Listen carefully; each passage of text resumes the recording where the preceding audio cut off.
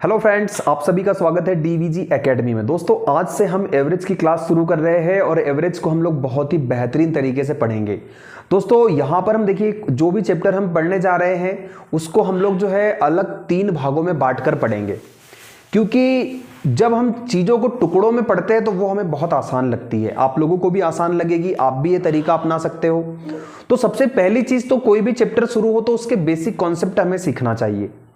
तो आज के वीडियो में हम बेसिक कॉन्सेप्ट प्लस दूसरी चीज, आपको सरल प्रश्नों पे पहले काम करना है, फिर आप मध्यम प्रश्नों पे काम करेंगे, फिर आप कठिन प्रश्नों तक जाएंगे। अगर आपने एकदम से कठिन प्रश्न उठा लिया तो आप डिमोटिवेट हो जाएंगे और आप बोलेंगे अरे बन नहीं रहा है, छोड़ो ना यार, बाद में देखेंगे क्या प्रॉब्लम है यार, क्वेश्चन नहीं बन रहे हैं। तो इस तरीके से डिमोटिवेट हो जाते हैं स्टूडेंट्स। तो आप लोगों को डिमोटिवेट नहीं होना है, आप लोगों को एक प्लानिंग के साथ और एक एफर्ट के साथ अच्छे से प्रिपरेशन करनी है।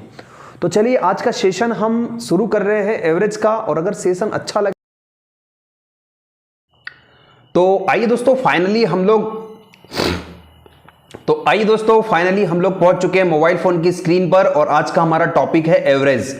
आज हम देखने वाले हैं एवरेज, और एवरेज में बहुत सारी चीजों को हम आज समझने वाले हैं। क्लास फर्स्ट है ये, इसकी बेसिक क्लास है, बिल्कुल जीरो टू हीरो क्लास होगी आज की, और बहुत बेहतरीन क्लास होने वाली है। तो चलिए शुरू करते हैं हम लोग सेशन। तो आइए फाइनली हम लोग जान लेते हैं कि एवरेज होता क्या है, औसत क्या होता है। तो औसत को अगर हम माने तो औसत को 2-3 नामों से आप लोग जान सकते हैं। सुना होगा आप लोगों ने, औसत को हम माध्य भी कहते हैं, इसके बाद में इसको हम समांतर माध्य भी कहते हैं। क्या कहते हैं? समांतर माध्य। तो ये तीनों ही चीज एक ही होती है, कोई अलग अलग चीजें नहीं है ये। अब अगर हम बात करें कि औसत क्या होता है, तो औसत में क्या निकाला जाता है आखिर, तो औसत में संख्या जो होती है या आंकड़े जो होते हैं उनके बीच का मध्यमान निकलता है हमेशा। ये आपको याद रखना, मध्यमान मतलब बीच वाला। जैसे उदाहरण के लिए मैं आपको कहूं कि 2, 4, 6, 8 ये कोई नंबर, और 10 ये कोई नंबर्स है। इनमें अगर एवरेज पूछा जाए तो एवरेज क्या होगा? बीच वाला नंबर हमारा एवरेज हो जाएगा। लेकिन यहां पर अभी आंकड़ों का अंतर समान है तो हमने फटाक से जल्दी से बता दिया बीच वाला, भाई 6 आंसर हो जाएगा इसका। पर अगर मान लीजिए इस तरह से हो गया हमारे पास कि 1, 3, 5, 7 इनका एवरेज बताइए, तो यहां पर अब बीच में कौन आएगा? 2 नंबर इधर के छोड़ दो, 2 नंबर इधर के छोड़ दो, तो बीच में आएगा यहां पर ये वाला होगा बीच वाला नंबर। तो यहां पर 3 और 5 के बीच में कौन आता है? तो भाई 4 आता है। तो एवरेज क्या बनेगा? 4 बनेगा। मतलब हम यहां पर ये समझाना चाह रहे हैं कि एवरेज को मध्यमान ही कहते हैं। संख्याओं का जो मध्यमान होता है वही एवरेज होता है। अब एवरेज के बेसिक फॉर्मूले की बात करें हम, तो इसका बेसिक फॉर्मूला जो है आप लोगों ने पढ़ रखा होगा। बेसिक फॉर्मूला औसत का होता है, औसत बराबर कुल आंकड़ों का योग, कुल आंकड़ों का योग, और डिवाइड में जाएगा कुल आंकड़ों की संख्या, कुल आंकड़ों की संख्या। इसको हम कहते हैं एवरेज। ये एवरेज का एक बेसिक फॉर्मूला है। यहीं से अगर हम बात करें कि अगर राशियों का हमें योग निकालना हो या आंकड़ों का योग निकालना हो तो क्या बनेगा? औसत इंटू आंकड़ों की संख्या, आंकड़ों की संख्या। तो यहां से हम योगफल निकाल सकते हैं। एक और मास्टर फॉर्मूला मैं आप लोगों से शेयर करना चाहता हूं औसत का, जो कि फॉर्मूला हमारे पास ये है, औसत का मास्टर फॉर्मूला कहेंगे हम इसे, है ना। काफी इंपॉर्टेंट है, बहुत जगह यूज होगा। औसत बराबर पहला पद धन अंतिम पद डिवाइडेड बाय 2। ये मास्टर फॉर्मूला होता है। लेकिन ये कब यूज करना है? जब आंकड़ों के बीच का अंतर समान हो। अंतर कैसा हो? समान हो। तब हम लोग इस फॉर्मूले का यूज कर लेंगे।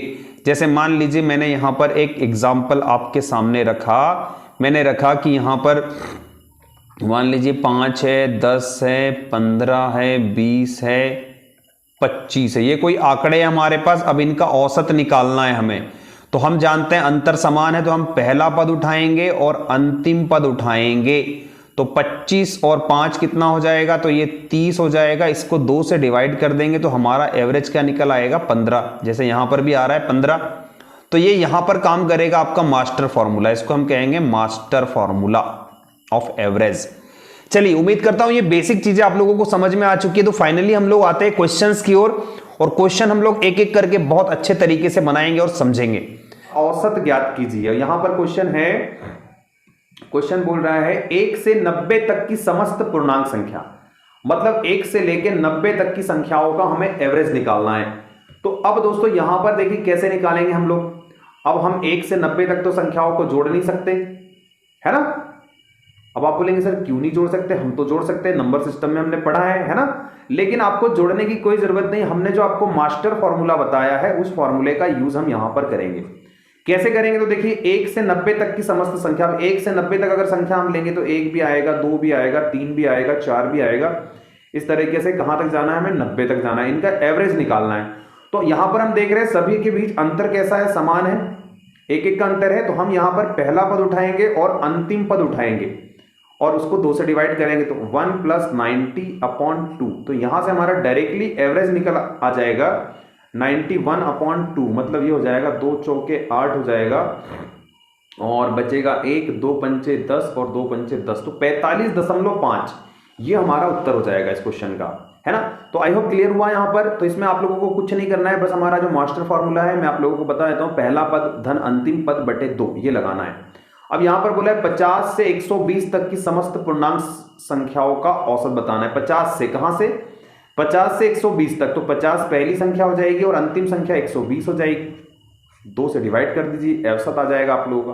तो यहां पर हो जाएगा ये 0 का तो 0 हो जाएगा, 5 और 2 7 और 1 का 1, 170/2 करेंगे तो ये 2 8 16 हो जाएगा और 2 पंचे 10, 85 आपका आंसर हो जाएगा। यहाँ पर 85 इस क्वेश्चन का आंसर हो जाएगा। तो ये बहुत ही बेसिक सवाल है जो आप लोगों से बनने चाहिए और जरूर बन जाएंगे, है ना। चलिए आगे चलते हैं फटाफट अगली स्लाइड पर। तो दोस्तों यहाँ पर फिर एक एवरेज का क्वेश्चन है। यहाँ पर देखिए ये बोल रहे हैं निम्नलिखित संख्याओं का औसत कितना है। यहाँ पर आंकड़े दे रखे हैं हमको, 76 दिया हुआ, 48 दिया है, 84 दिया है, 66 है, 70 है और 64 है। तो यहाँ पर देखिए डिफरेंस क्या सेम है क्या, नहीं, यहाँ पर अलग अलग अंतर है। तो यहाँ पर हमारा मास्टर फॉर्मूला काम नहीं करेगा। तब हम क्या करेंगे, तब हम हमारा जो बेसिक फॉर्मूला है, जो हमारा ट्रेडिशनल फॉर्मूला है उसका यूज करेंगे हम। तो यहाँ पर हम क्या करेंगे, सभी राशियों का योगफल हमें लेना है, तो सभी राशियों का योगफल ले लेंगे। और कुल कितनी राशियां, 1 2 3 4 5 6। तो यहां पर हम डिवाइड करेंगे इसको 6 से, यहां पर इसको 6 से डिवाइड कर देंगे। तो अब योगफल निकालेंगे कितना होगा। तो यहां पर देखिए 4 0 6 4 10 10 4 14 14 और 8 हो जाएगा 22 22 और 6 हो जाएगा कितना 28। तो 28 का आ जाएगा 8, कैरी आए 2। इसके बाद में आगे चले हम, तो यहाँ पर 6 और 7 हो जाएगा 13 13 और 6 19 19 और 8 27 27 और 4 31 और 7 कितना हो जाएगा 38 38 और 2 हो जाएगा 40। यहाँ से ये हो जाएगा, यहाँ पर 6 से डिवाइड करना है हमें। तो 6 से डिवाइड करेंगे तो 6 6 36 हो जाएगा, बचेगा 4 6 8 48 68। तो 68 मतलब बी वाला हमारा करेक्ट आंसर होगा इस क्वेश्चन का। तो ये एक बेसिक सवाल है। तो आप बोल रहे सर बहुत बेसिक से पढ़ा रहे, भाई मैंने शुरू में ही कहा है 0 to हीरो पढ़ेंगे हम लोग, तो 0 लेवल के क्वेश्चन है ये। और जो पहली बार बिगिनर्स है उनके लिए बहुत इंपॉर्टेंट है ये, लेकिन जिनको आता है उनको चलो आसान लगता होगा, लेकिन धीरे धीरे हम लोग आसान से कठिन की ओर जाएंगे। चलिए नेक्स्ट क्वेश्चन की ओर चलते हैं। और अगर वीडियो अच्छा लग रहा है तो वीडियो को लाइक करना बिल्कुल भी ना भूले।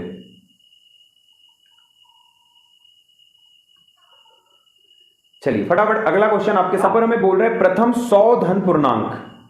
तो प्रथम 100 धन पूर्णांकों का औसत कितना होगा। तो दोस्तों धन पूर्णांक जानते हैं हम लोग कहां से कहां तक की संख्याओं को कहते हैं, हम तो कहेंगे हम 1 से लेकर हमें 100 तक की संख्याओं का एवरेज निकालना है ना। तो यहां पर सिंपल सा है, सभी के बीच अंतर समान होगा, 1 के बाद 2 आएगा, 3 आएगा, इस तरह के क्रम से है ये। तो पहला पद लेंगे हम और अंतिम पद लेंगे। तो यहां पर पहला और अंतिम पद लेंगे तो कितना हो जाएगा ये 101/2 करेंगे। तो हमारा उत्तर 2 पंचे 10, भाग नहीं जाएगा, भागना स्त्री का 0 और 2 पंचे 10। तो 50.5 सी वाला आपका करेक्ट आंसर हो जाएगा। सी इज द करेक्ट आंसर। तो ये इस तरीके से आप लोग निकाल सकते हो। तो ये आप लोगों को बहुत आसानी से बना लेंगे आप लोग क्वेश्चन ये। चलिए अगला क्वेश्चन कह रहा है प्रथम 9 अभाज्य संख्याओं का औसत कितना है। अब अभाज्य संख्याओं का नाम आ गया है, तो आप बता दीजिए मुझे फटाफट, पहली अभाज्य संख्या क्या होती है। तो पहली अभाज्य संख्या, कई लोग एक को मानते थे, लेकिन मैं आप लोगों को बोलूं कि एक न तो अभाज्य है ना ही भाज्य है। नंबर सिस्टम के वीडियोस में देख सकते हो आप लोग। तो यहां से हमारी प्रथम अभाज्य संख्या शुरू होती है 2 से।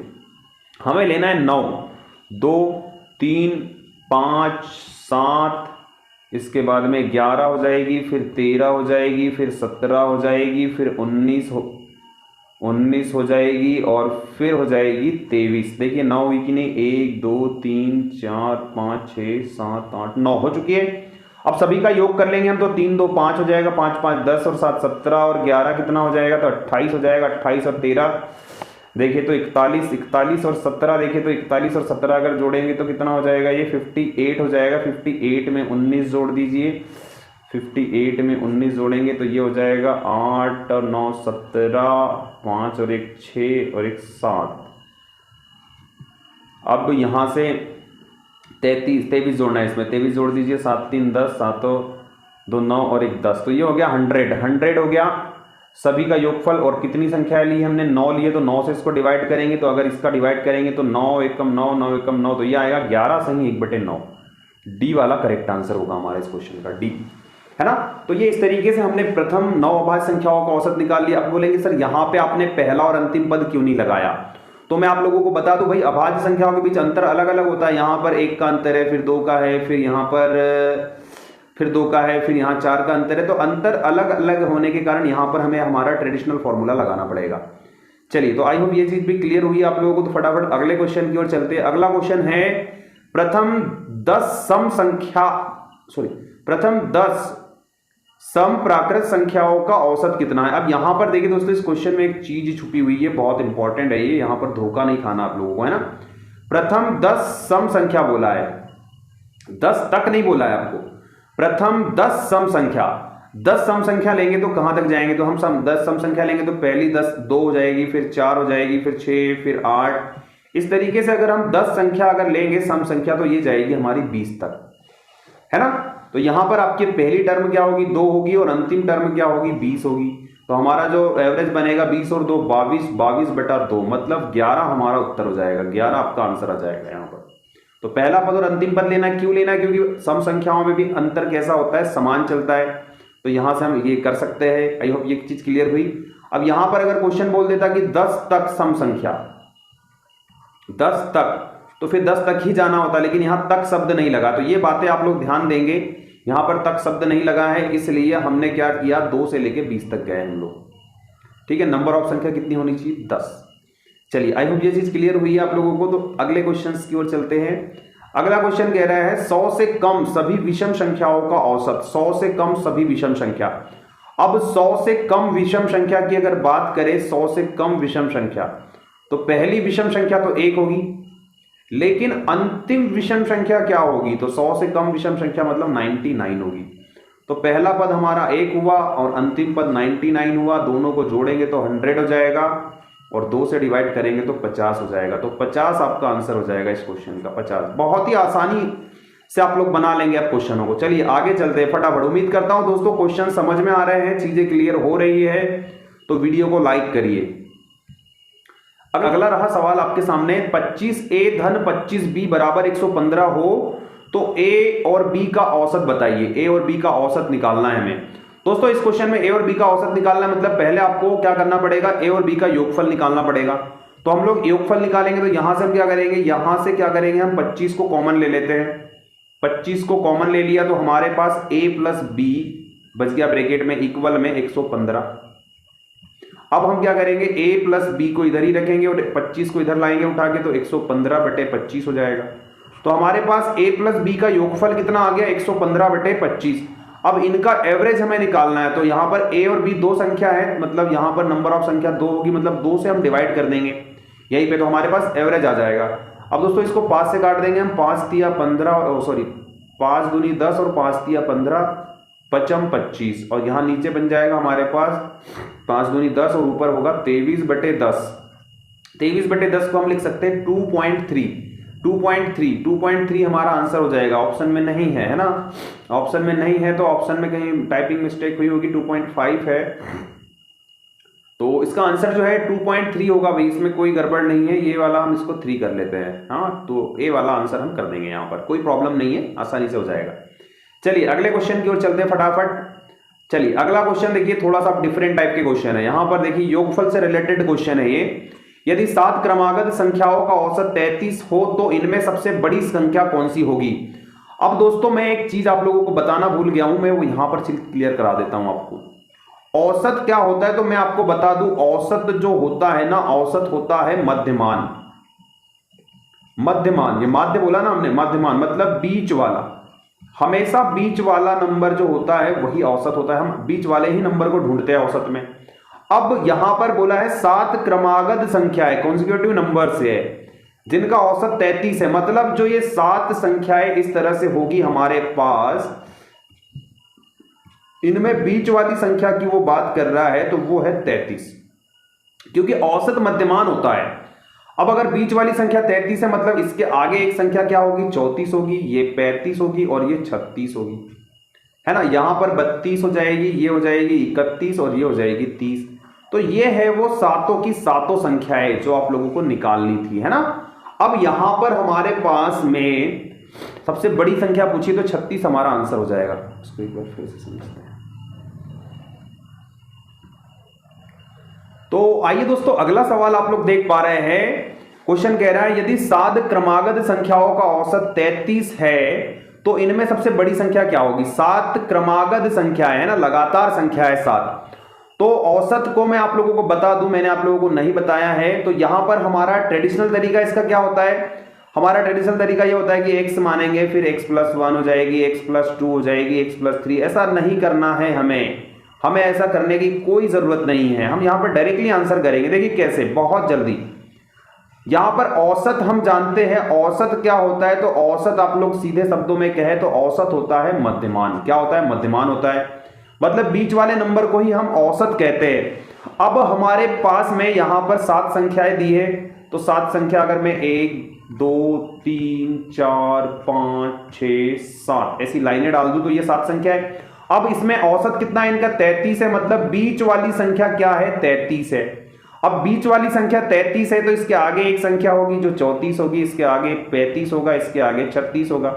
पीछे की बात करूं 33 के तो ये 32 होगा, ये 31 होगा और ये 30 होगा। तो ये सातों संख्याएं आपके सामने आ चुकी है ना। सबसे बड़ी बोला है तो 36 आपका आंसर हो जाएगा, 36 आपका आंसर हो जाएगा। तो इस तरीके से इन क्वेश्चंस को बनाना है। चलिए आगे चलते हैं, 1-2 क्वेश्चन और इस टाइप के देखेंगे तो और भी ज्यादा क्लियरिटी आएगी।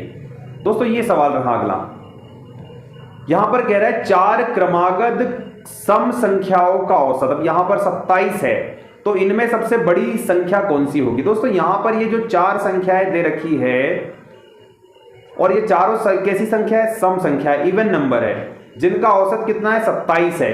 अब मैं अगर आपसे कहूं कि इन चारों संख्याओं में भाई बीच वाली कौन सी होगी, तो यहां पर 2 इधर की छोड़ दो, 2 इधर की छोड़ दो, मतलब बीच वाली संख्या यहां पर आएगी। और ये बीच वाली संख्या औसत दिया है 27, मतलब बीच में कौन है, यहां पर 27 है। अब आपको लग भी रहा है कि 27 तो विषम संख्या है तो ये तो संख्या में शामिल नहीं होगा, पर ये बीच वाला अगर है तो हम सम संख्या की बात करें तो 27 के आगे सम संख्या आती है 28, 28 के आगे आएगी 30, अब 27 के पहले की सम संख्या 26 और यहां पर आएगी 24। तो ये हमारी चारों सम संख्या हमारे सामने आ चुकी है। सबसे बड़ी बोला है तो 30 हमारा आंसर हो जाएगा, 30 हमारा उत्तर हो जाएगा इस क्वेश्चन का आंसर। आई होप क्लियर हो रहे हैं क्वेश्चन। अगर कोई डाउट लगे तो कमेंट लिखकर जरूर बताएं। तो यहां पर देखिए दोस्तों, यहां पर ये हमारा आंसर हो जाएगा 30। चलिए आगे क्वेश्चन की ओर चलते हैं, अगले क्वेश्चन की ओर। अगला क्वेश्चन देखिए, इसी से रिलेटेड क्वेश्चन है। सतत 5 विषम संख्याओं का औसत 95 है और वही क्रम में चौथी संख्या। तो विषम संख्या की बात हो रही है और औसत कितना दिया है, 95, 5 विषम संख्या। तो पांचों में बीच वाली संख्या हो जाएगी 95, है ना। अब इसके आगे होगी 2 संख्याएं और 2 संख्याएं इसके पीछे होगी, जब मिला के 5 होगी। तो आगे वाली क्या होगी, विषम की बात हो रही तो आगे वाली क्या होगी, 97 और 99, है ना। पीछे वाली 93 और 91, ये है वो पांचों संख्याएं। अब इनको अवरोही क्रम में जमाना है। अवरोही क्रम मतलब बड़े से छोटा घटता क्रम। 99 पहले आ जाएगा, फिर आएगा 97, फिर आएगा 95, फिर आएगा 93 और फिर आएगा 91। अब आपसे कह रहा है भाई अवरोही क्रम में चौथी संख्या कौन सी होगी, तो पहली, दूसरी, तीसरी, चौथी संख्या आएगी 93। अब 91 है, 95 है, 97 है, 99, 93 तो ऑप्शन में है ही नहीं, तो भाई एक ऑप्शन हमें दे रखा है ना, इनमें से कोई नहीं, नन ऑफ दिस, ये लगा देंगे हम लोग। तो इस तरीके से इसका आंसर हो जाएगा ई। तो उम्मीद करता हूं ये क्वेश्चन भी आप लोगों को बहुत अच्छे से क्लियर हुआ है। तो चलिए आगे चलते हैं फटाफट अगले क्वेश्चन की ओर। आइए अगला क्वेश्चन आप लोग देख पा रहे हैं, ए बी सी तथा डी 4 क्रमागत विषम संख्याएं हैं जिनका औसत 42 है, बी तथा डी का गुणनफल बताइए। तो यहां पर 4 विषम संख्याएं हैं जिनका औसत 42 है। अब मैं आपको बता दूं कि 4 विषम संख्याएं हैं, कैसी है, विषम संख्याएं। तो यहां पर अगर हम बीच वाले की बात करें तो बीच वाला यहां पर आएगा और ये क्या है, 42 है। अब जो कि सम संख्या होगा और यहाँ पर 4 विषम है, तो हम यहाँ पर जानते हैं 42 के आगे अगली विषम संख्या क्या आती है, 43, और यहाँ पर क्या आएगी, 45। यहाँ पर क्या हो जाएगा, 41, और यहाँ पर हो जाएगा 39। तो ये है वो चारों विषम संख्याएं, है ना। यहाँ पर हमको अब इससे कोई मतलब नहीं। अब यहाँ पर वो बोला है बी और डी, मतलब ये क्रम से होगी तो ये ए होगा, मान लीजिए ये बी होगा, ये सी होगा, ये डी होगा। तो यहाँ पर बी और डी का गुणनफल बोला है, बी और डी का, तो बी है हमारा 41 और डी है हमारा 45। अब यहाँ पर अगर हम बात करें कि इनका क्या होगा गुणनफल, तो इकाई का अंक निकाल ले हम, तो 5 एकम 5 आएगा इकाई का अंक, और इकाई का अंक में 5 वाला एक ही ऑप्शन है हमारे पास, सी नंबर। तो सी नंबर हम कर देंगे यहाँ पर आंसर, 1845 आएगा आंसर इसका। ठीक है, तो इस तरीके से आप लोगों को लॉजिक लगाना है भाई, ऑप्शनों पर भी गौर करना है, बहुत सारी चीज़ों पर आप लोगों को गौर करते हुए चलना है। चलिए फटाफट अगले क्वेश्चन की ओर चलते हैं। आइए अगला क्वेश्चन फिर इसी से रिलेटेड है। तो अगला क्वेश्चन मैं आप लोगों को नहीं बताऊंगा, ये आप लोगों के लिए होमवर्क होगा, आप लोग इसका जवाब कमेंट में लिखेंगे, ऐसी आशा करता हूं मैं। चलिए आगे देखते हैं क्या है। आगे कुछ नहीं है,